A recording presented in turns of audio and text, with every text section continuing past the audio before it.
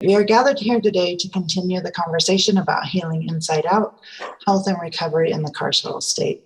The architect for that meeting was Sara Bursac, and she is here today. We will be speaking with Chuck Pyle and watching a clip from the Castle of Play. And hopefully Lieutenant Trampy will be here. She is the lieutenant for the Albany County Detention Center here in Laramie, Wyoming. And I would like to introduce Chuck Pyle. Welcome to the conversation. Before we dive right into it, would you please introduce yourself to our members and tell us a little bit about who you are, your connection to NADA, and where in the world you are? Yeah, I'm in Tucson, Arizona. I'm a retired U.S. magistrate judge. I've been retired for a few years now.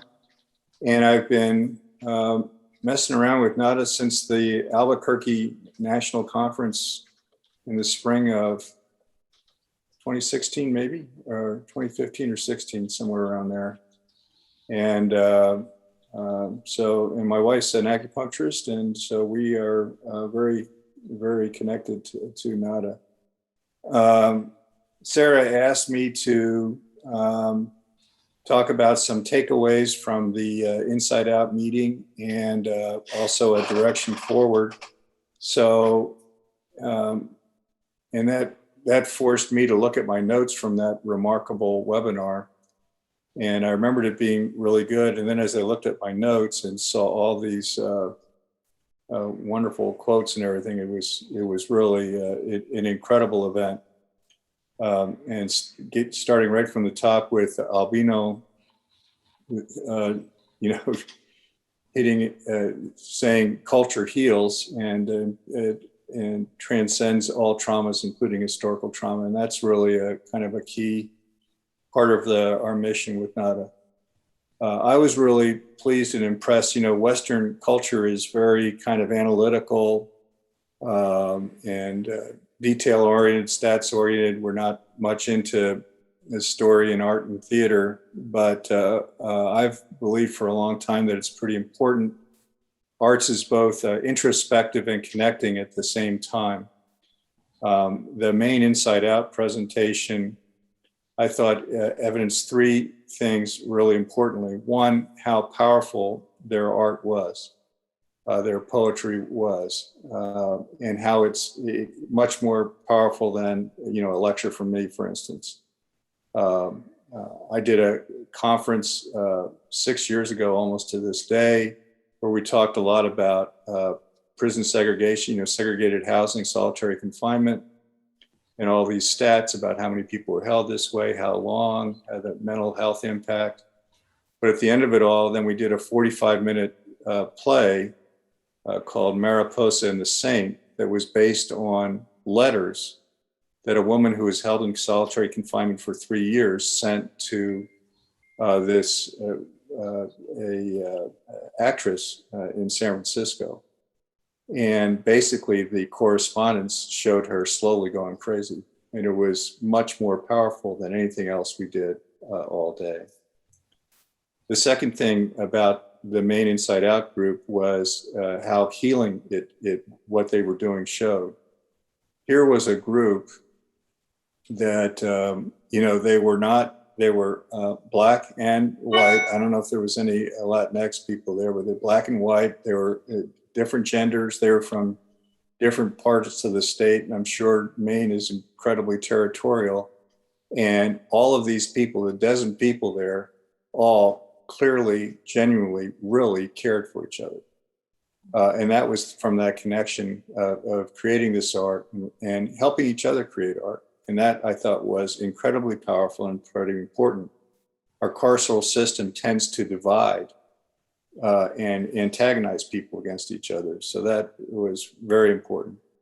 And then the third thing was that it was active. It gave people stuff to do. And as Jesse Janetta then when we finally got to Jesse, one of the issues he identified was idle time. Anybody who has spent time in prisons, it is just, it's so depressing to see everybody just sitting around. They have nothing to do. And it's just debilitating. But getting them involved in art definitely got these people really active. and really connected. And I think that message connects pretty quickly to Vanessa Majewski and the Prison Creative Arts Project. Here again, getting people who are confined busy doing stuff. And the art that they're creating was remarkable. The idea of having that art show with 650 entrants every year, absolutely spectacular. You can imagine the excitement of these people inside as they are getting ready to do that. I love the way she described it. Theater, visual art, and creative writing as tools for healing, collaboration, and personal growth. And that's what we should be about in the carceral setting. We clearly are not. We're clearly failing terribly about that. The other quote from her that I really liked was that guy Gabe who said, "You guys may not know you mend hearts when you come up to the prison to visit us." That was pretty powerful. And like I say, Jesse, the other comment about Jesse that I wanted to make, Jesse Janetta, was his emphasis on participatory research. In other words, if you're going to do something in the prison, talk to the prisoners too, not just to the jail administrator, talk to the prisoners. This is a new thing. I talked with my daughter, who's a researcher at Harvard, about community-based participatory research. And she doesn't roll her eyes. She knows it's important, but she knows she makes everything, it makes everything a little more difficult, but it's critical. We have to make that step. And I was glad that Jesse really put a big emphasis on that, talked about it a couple of times. Of course, the keynote speaker was Mr. Rothenberg. What an incredible history he has with an incredible organization, the Fortune Society. And this play, The Castle, is, really, it could be a very, very valuable resource for us. There are two things I wanted to say about him. One was he talked about closure as an excuse for revenge when the real closure is healing. And NADA can definitely have a key role in changing us from revenge to healing. Because NADA can be used not just for, say, a defendant. It can be used for the officers who are interacting with the defendant. It can be used for the victims. It can be used for family members. It could be used for everybody who's connected to the trauma that's been created by this event. So that was an important point, I thought. But the other thing is just the whole description of the Attica event really emphasizes the brutalization of the prison experience that we kind of isolate ourselves from. There's no transparency with prisons to the community. People have kind of unaware, maybe subconsciously unaware, they just don't want to know what's going on in there. What's going on there is very bad. So he's highlighting the brutalization of the prison experience. The new concept that I'm hearing about now that I love is normalization. How do we get people in prison and make their experience in prison more like what it'll be like when they get out? Normalization, so that we make that transition go. So I take from David, let's get from brutalization to normalization. And then the Sheila, of course, the restorative justice, again, that NADA can be used for everybody who's involved in the system, just like I just said. We are all part of the problem, and we are all part of the recovery. So we all need both the access to NADA and involvement in making things better. And then the last main segments, the two segments on NADA and restorative justice in carceral context. I was wowed by that whole Jack Kavanaugh and Howard County, Maryland thing. That is unbelievable what they're doing there. And they emphasize that they have the longest standing program of using NADA in a carceral setting. What I took from those was the emphasis on the calming effect of NADA in the carceral setting. Carceral settings are noisy, disturbing, threatening, anxiety creating. I mean, it's just the way it is. Anything that is calming is unbelievable. And Nobi and I have seen it in the halfway house setting. We're not always in a highly desirable environment, but we always are able to deliver the treatment and get a good response from the people, no matter whether we have to shine lights on everybody or what. It doesn't matter. The real message that I got from that is NADA needs to be in carceral settings. We need to figure out a way to get in there. We need to be in there. They need us. And everybody in there needs it, not just the people who receive treatments, but just calming down the whole environment is just should be a critical goal for all of these settings. So we need to be in there. And it reminded me that I'd done a presentation a few weeks ago for a group called I Am For Us, which is integrative medicine for the underserved. And we were kind of, I can't remember, we were debriefing or what. I think maybe it was actually during the presentation, the moderator said, this is the first time the I Am For Us conference has had a presentation about, serving people in carceral settings. And it just dawned on me, of course, this is a tremendous medically underserved group. We're going to have this in all of our presentations going forward. And I think that's right. So there were, of course, all these wonderful quotes from Rita Nielsen. I'm addicted to nada. I'm addicted to nothing, and all that. But it was just a really spectacular presentation. Kudos to Sara and Joanne and Tana and everybody who had anything to do with it. It really was spectacular. So my 3 takeaways on directions forward and recommendations for the NADA community. One is, if you are in an area where you need a lessening of regulatory controls, I strongly encourage you to participate in the NADA Advocacy Committee, which meets once a month. They are a very supportive group. And as we start, sharing our successes, we should be able to spread that success from state to state. Secondly, I would recommend that you connect with the reentry community. The prison community it's a hard one to break into. The reentry community is more varied and much more open, and would be an easier one to connect with. This can be faith-based groups, nonprofits, certain government agencies like the One Stops, but it's everywhere. I mean, federal law requires these reentry efforts all throughout the country. So if you can find a reentry group with some people you want to work with, that will probably be your step into a halfway house, into a jail, and finally into a prison. So I really encourage you to connect with those types of groups where you'll have more success, more receptivity than going directly to a jail. And my last recommendation is, in all capital letters with 3 exclamation parts behind it, is get out there. Sarah's been working with Nobi and me. We're going to be manning a booth at a big reentry gathering at the Tucson Convention Center this Saturday called the Fresh Start Expo.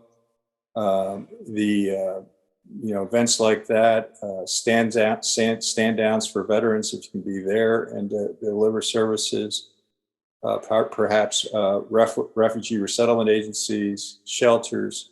There's all sorts of places where this type of service is critically needed, where there's a lot of trauma.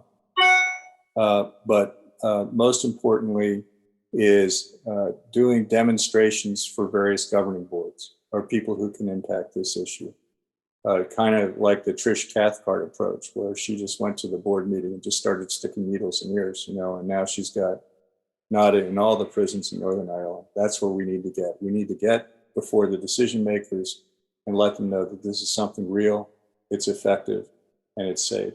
So those were my kind of conclusions from this really wonderful event. I was really impressed.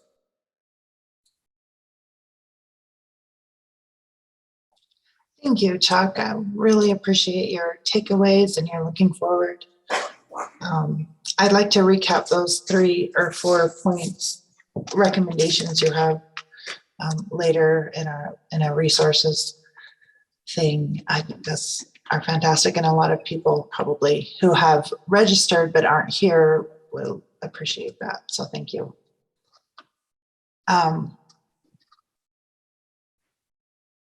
Is that I wrote it down. Sorry, the reentry Fresh Start Expo. Is that like a common thing in the U.S. to have expos on? It's probably not rare. It would be hard to say that it's common. So this is the first one in 3 years in Tucson, but it's a wonderfully holistic concept what they're doing at the expo, which, you know, and not as completely holistic, but it's basically one-stop shopping.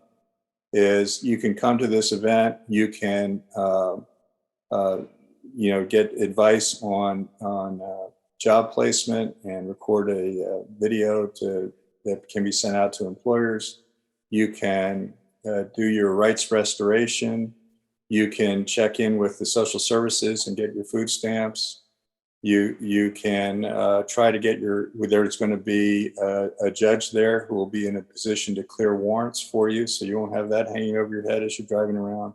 So it's basically meant to be where these people who are so overburdened by so many challenges can come one place, and they'll be in the convention center, very large ballroom. There'll be like 15 positions set around the room where people can go and kind of select what they need help with, and go get some help right away without, you know, taking the bus all over town, 15 different places.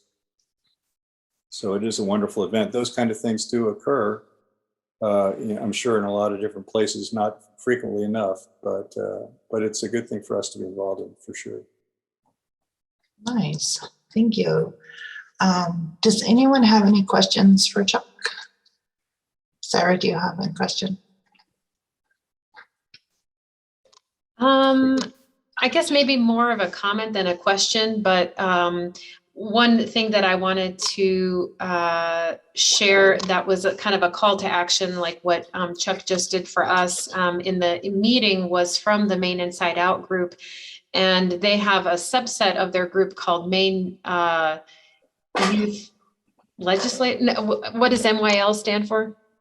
Maine Youth Justice, MYJ. MYJ, thank you, Maine Youth Justice. So their goal is to try to get the juvenile facility in Maine closed. It's called Long Creek. And they had actually, so our event was on Thursday, and on Friday they were having a press conference to bring attention to their advocacy effort to get this closed. And then there's also another nonprofit called Performing Statistics, and they're working with youth using multimedia art, public art installations, as well as art workshops to with the mission in mind of closing all youth prisons. So I think there's really a lot, and in fact, Joanne Lenney has connected with a group in the Bronx that is also working with youth who are incarcerated. Joanne, if you want to say a word or two about that. You know, there's a lot of efforts with young people, with adults. There's just many entry opportunities to support the normalizing, I guess, or healing, work. Joanne.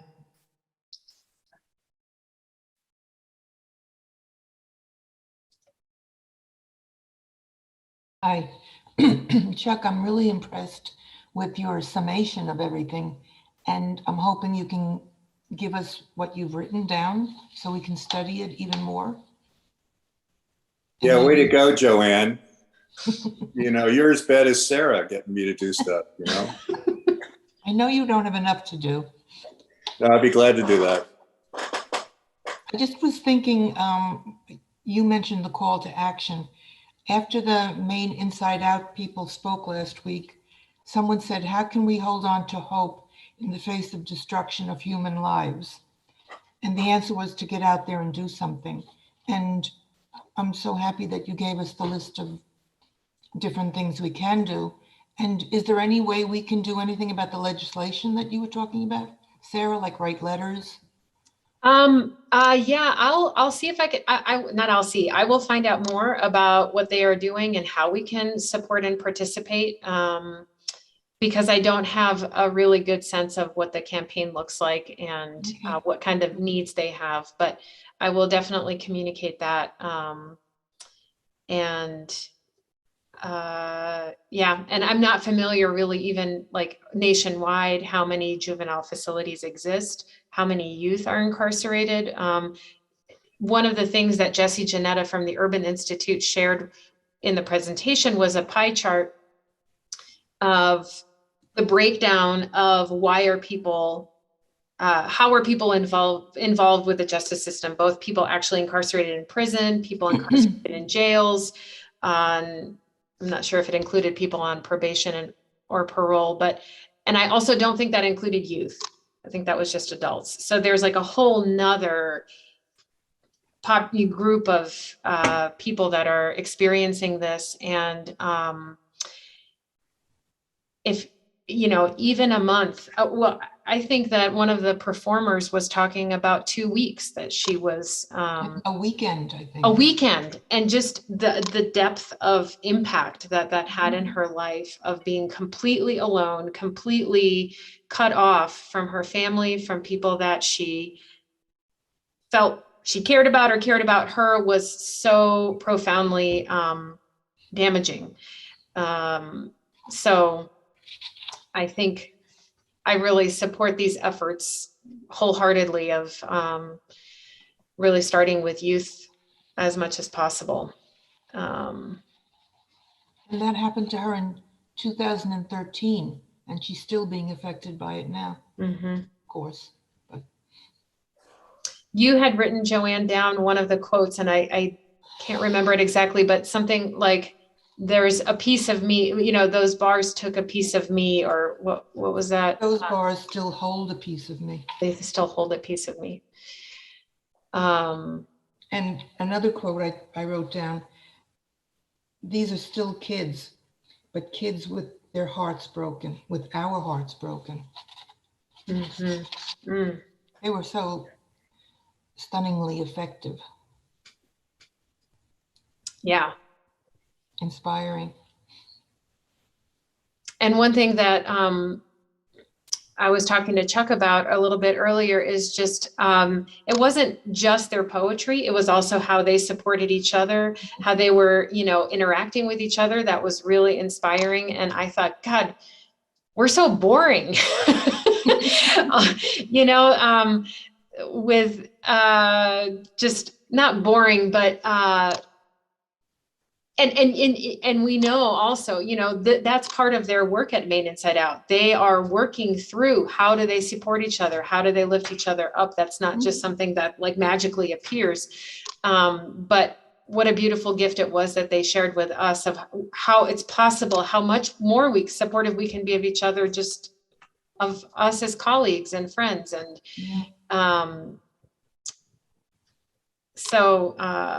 yeah.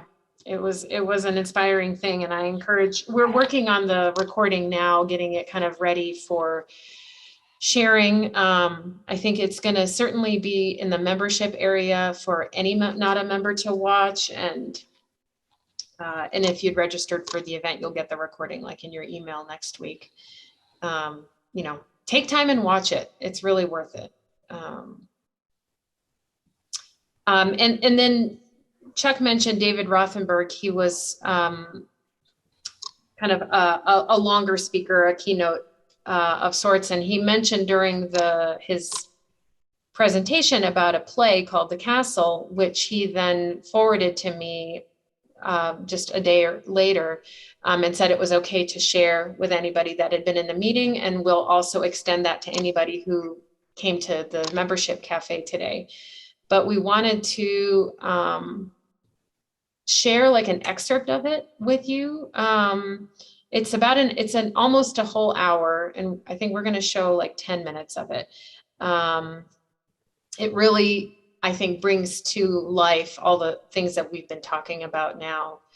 Tanea, do you think this is, I haven't seen Lieutenant Trampy. I keep scanning the participant list. So, but if she comes in, we might pause, just so that you all know. Lieutenant Trampy is the jail administrator for the Albany County Detention Center in Laramie. And we have a program there, a NADA program. And so we've invited her to come to this, and she is on duty at the moment. And if she can join, I think she was hoping to, we'll pause what we're watching so we can give her an opportunity to hear from her. But until that happens, I will just give me a second. There's like 3 to 4 clicks to make this work right.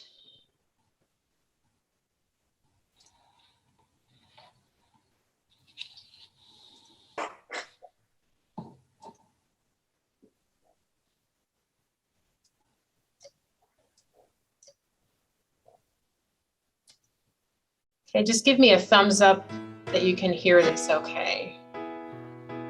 Thank you.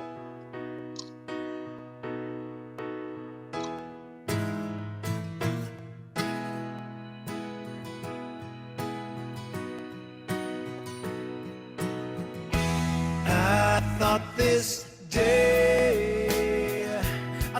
this day would never come. I thought this day would never come. My name is Casimiro Torres, and I lived at the castle. I was homeless when I arrived in 2005, with 67 arrests and 16 years in prison. My name is Philip Hall. I came to the castle in August of 2016 on the day that I was released from a New York State prison after serving 30 years of a 20 years to life sentence. I was 50 years old. My name is mortiz Donovan. I'm a 58-year-old Hispanic woman who came to the castle in July of 2007 after concluding my second state prison bid. My name is Irvin Hunt. I've been called easy since I was a kid. I am a former castle resident. I'm a recovering everything with more than 50 arrests. At 67 years of age, I'm just starting my life. Fortune Society opened the castle in the spring of 2002. There are 60 beds for men and women. To live at the castle, you have to be formerly incarcerated or homeless for one reason or another.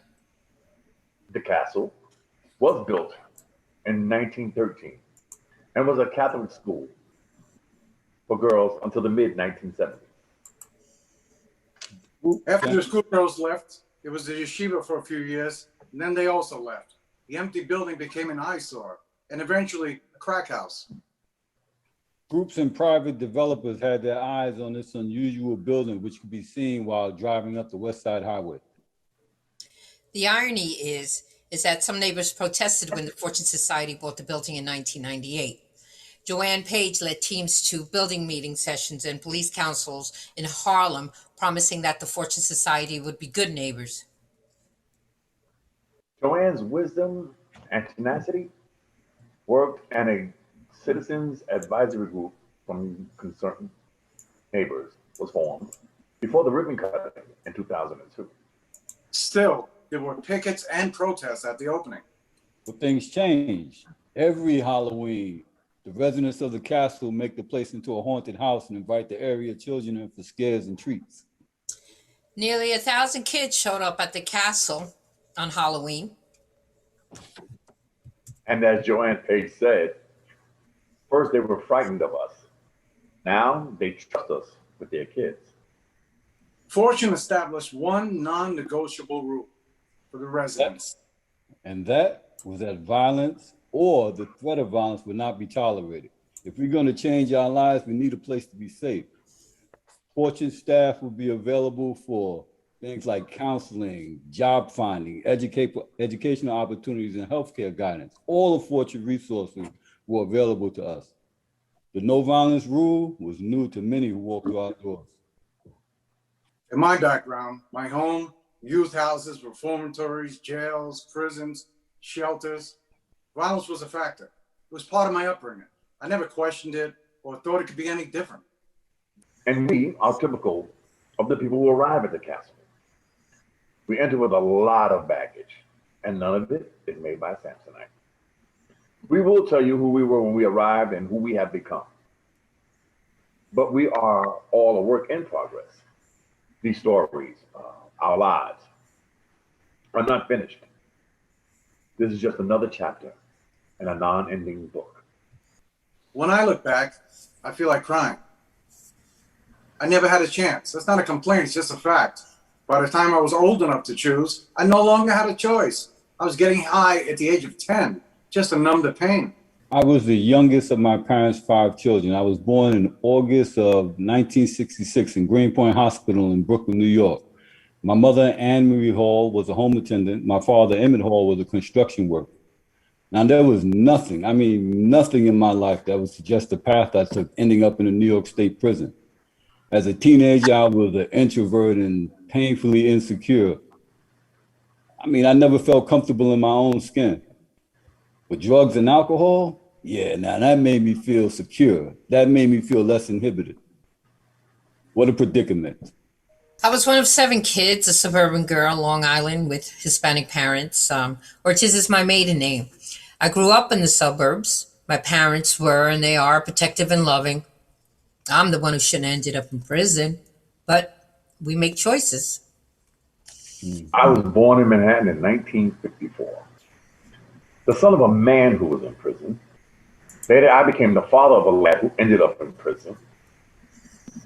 And that's 3 generations of men behind bars. The untold American story. My mom tried with me and my sister, but Dad was an addict and an alcoholic, and he went to prison when I was 14. That man began the start of my downfall. I said that if I look back, I'm afraid that I would cry, but I don't. It's not because I'm afraid to cry. I'm just afraid that if I ever started, I may never stop. At the age of 13, I began smoking weed and drinking beer. There was no drama in my life, but you know, a lot of the young people my age, they were getting high and I wanted to fit in.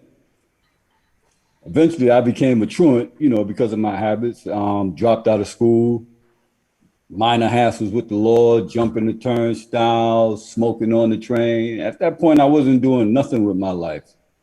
And when I look back, I see that I was just aimlessly afloat upon a fast-falling bubble of tragedy. With me, I think that I never felt important. The surroundings were fine, but I didn't seem to matter. Lots of teenagers rebel, but I was out of control. I hated school and started drinking with the guys, and by the time I was 17, I left home. I went to go live with a girlfriend, and she was a disco doll, and that's when my downward spiral began. I went to PS 43 in the Bronx, and I was a good enough student to be selected to attend an elite junior high school and take special classes. I told everyone that my dad was dead because I didn't want anybody to know that my father was in jail. I started using when I was in the 8th grade and was selling drugs at 15.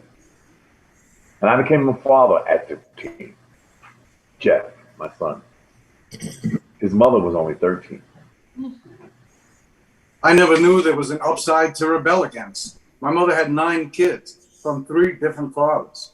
Mine, I never knew him. I knew he was from Puerto Rico and he was in the Navy, but that's it. My mother tried, but she was an alcoholic. My house was where all the junkies and thieves hung out. When I was 5 and my brother Amino was 6, the guys that hung out in my house, they'd make a ring. They'd put us into it and make us fight. We'd have to fight until one of us was hurt or just bloody enough. And the men would bet on us, like a dog fight. Afterwards, we'd take care of whatever cuts and bruises we had and sleep on a mattress in the back room. Everyone was so outraged by Michael Vick and the dog fighting. I wonder where they were when I was a kid. By the time I was 20, the drugs had completely taken over my life. I was living at home with my parents, but my girlfriend Maureen had become pregnant with our daughter. I was working off and on, but I knew I wasn't living right. I was stealing from home. I was just filled with self-hatred, anger, guilt, and shame. By the time Maureen was pregnant with our second child, she got together with my family and they suggested that I go into an inpatient treatment program. But I decided that I wanted to go into the military. In those teen years, oh God, those were tough years. I had no self-esteem or self-worth. I did a lot of things that I'm not proud of. I guess I was looking for love because I didn't love myself. I'd hang out all night and sleep all day. When you're that young, you think you know it all, but you don't know where you're heading. You make choices, and good or bad, it's what shapes your life for years to come.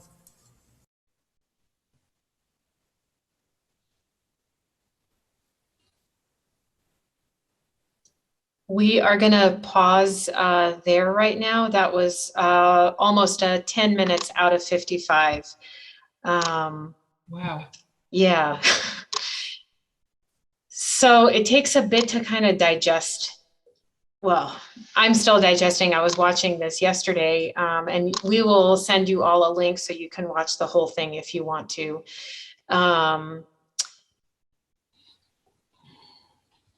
have a question for Sara and Joanne, Okay. architects of healing inside out. How do you feel about the program, and how do you, what do you imagine going forward?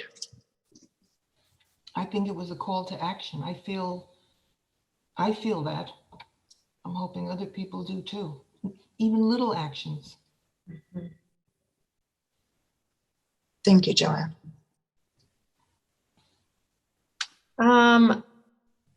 I guess for me, the population of people who are confined is something that I feel really personally connected to. So, and that comes from just having been exposed to that environment when I was in college. And so I don't know that I would have necessarily thought, oh, here's a group that I really care about and I really want to do something with, had I not had that experience. And I know that, for example, our interns who helped to start the services at our detention center, they're social work students, but when they came in, they're like, wow, these stories are so impactful. This space is so important. And there, like Chuck said earlier, there is such an emphasis on separation. So you don't see all that. But once you do see it and you get in, you sort of, I don't know, I can't turn around and go back, knowing kind of what's going on in there and how, and that we have an in. And so it's really worth making an effort to connect with that community. And I think it's really possible. On my end, it was just a matter, it wasn't just a matter of writing a letter, but it started with a letter that I wrote to our then sheriff and lieutenant sergeant who was the jail administrator then, sorry. And then, that invited a conversation, and we then got a 30-minute meeting. And then, it's like one step after the next. But it took me a year to write that letter. I'd been wanting to write it for a long time. And then I had this serendipitous conversation with someone on a bus who happened to have been a sheriff in the 80s in Laramie. And he's like, oh, write a letter to those guys. They're really friendly. Just write them a letter. So then it took me 10 days to write this letter. I'm like, oh God, this one shot and that's it, but, so it's good to edit stuff, right? It's good to edit, and make it as best as you can, but not get so wrapped up in it that you don't then send it because you get too scared that it's not perfect. You got to send it. And I think I got a response within a day. that they were open to having a meeting. So it's I think it's really worth it giving it a shot in whatever way, like, look, in your community, what does your community have? What kind of facilities does it have for incarcerating people? Because You don't even have to go there. I mean, you can go to right. the local bodega and you're going to find out somebody who knows somebody. Exactly. Sarah, I gotta take off, but the one thing I'd add to what you're saying about the letters to the administrator, this is, I think that like Jesse talked about it a little bit, but this kind of new quasi-fad, community-based participatory research, I think is another kind of lever for us to pull, and telling people we'd like to go in and talk to some of the prisoners and see if this is something that would be of interest to them, and how they would want it done, and how they would want it to connect when they get back in the community, and that type of thing. So getting the ultimate patient involved as early in the process as possible, I think will be a strength for us if we keep that in mind when we're doing stuff. Can I add something? I'm on the phone. I don't know if you can hear me. Yeah, we can hear you. It's Ruth Ackerman. One of our greatest allies in our jail program was the Public Defender's Office. They were open to us before anybody. They got the drift of what we were about so quickly, and they were very helpful in making the connections on the administrative level that led us into the jails. David Rothenberg was talking about how trust and laughter are so important. And one of the things he said, one of the things the prisoners have said when they get out of, David used to be in the theater. So they said, when you get out of prison and go to the Fortune Society, you get a blue suit, a bologna sandwich, and tickets to the Alden Ailey Theater. I thought that was funny, and I kind of liked the way he brought about laughter and brought that into the whole situation. Okay.